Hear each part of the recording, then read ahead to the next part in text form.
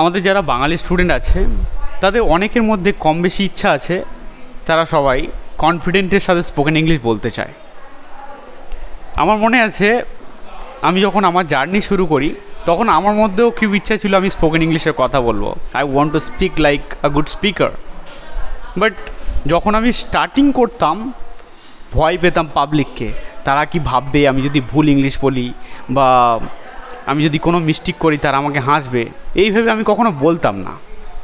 But after 2 years of journey, 2 বছর ইংরেজি শেখার পরে আমি কীভাবে আজকে কনফিডেন্টলি এই যে ভিডিওটা রেকর্ড করছি কিংবা তোমাদের সাথে কথা বলছি, সেটা কিন্তু আমি 3টে জিনিস ফলো করেছিলাম। আর আজকে এই ভিডিওতে আমি তোমাদের সেই 3টে জিনিস বলবো, যেটা তুমি যদি প্র্যাকটিস করো, believe me you will also become confident. Nobody can stop you.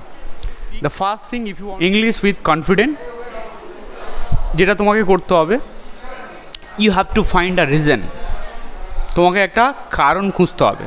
তুমি যদি কোনো কারণ না খুঁজে পাও যে কেন তুমি ইংলিশ শিখবে, কেন তুমি কনফিডেন্ট করবে, তুমি কেন তার উপর এফর্ট দেবে, আর কোনো জিনিসে যদি আমরা সময় না দিই তাহলে কখনও তুমি করতে পারবে না, শিখতে পারবে না।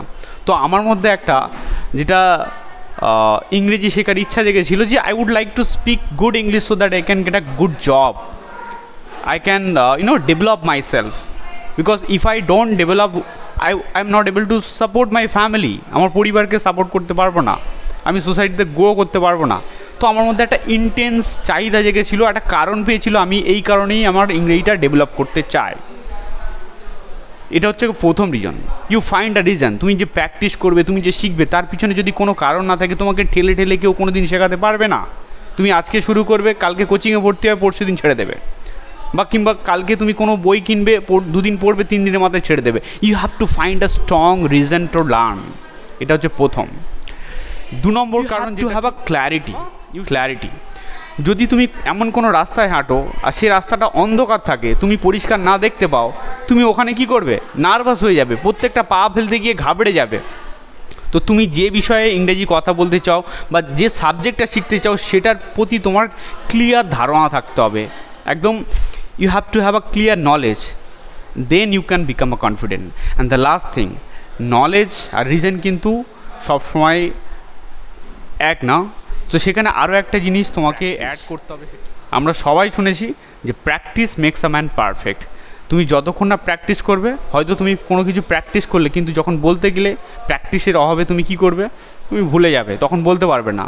যদি উদাহরণ হিসেবে বলি, সাপোজ তুমি সাঁতার কাটা শিখেছো খাতা পেনে, ইচ্ছা মতো পড়েছো, সব কিছু জানো, কেন সাঁতার কাটবে সেগুলো সব করেছো, বাট কখনও তুমি নদীতে বা পুকুরে যাওনি প্র্যাকটিস করতে। What will happen? তোমাকে পুকুরে ফেলে দিলে তুমি ওখানে ডুবে যাবে। So that's why you have to practice, and if you can practice you will become confident. তো তোমরাও এই 3টে জিনিস ফলো করো। I believe one day you will also become confident like me, and you can make videos, you can talk to peoples confident in English, no matter what. Thank you so much for watching till the end. Have a good day, and if you like, please share and subscribe.